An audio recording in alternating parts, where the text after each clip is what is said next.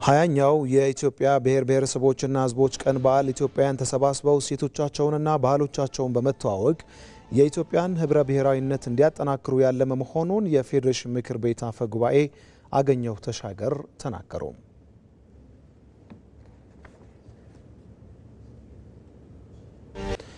የብሔር ብሔረሰቦች በዓል ዕለቱን ማክበሩ እንደተጠበቀ ሆኖ እሳቤውንና እሴቶቹን ዓመቱን ሙሉ መጠቀም እንደሚገባ የማዕከላዊ ኢትዮጵያ ክልል ርዕሰ መስተዳድር ዶክተር እንደሻው ጣሰው አስገነዘቡ።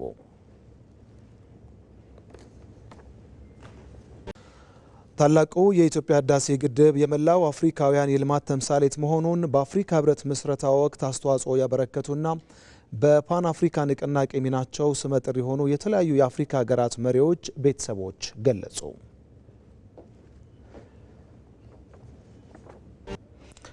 የሜካናይዜሽን እርሻን በመጠቀም የበጋ መስኖ ስንዴን በስፋት ለማልማት እየሰሩ እንደሚገኙ የአዊ ብሔረሰብ አስተዳደር ዞን አርሶ አደሮች ተናገሩ።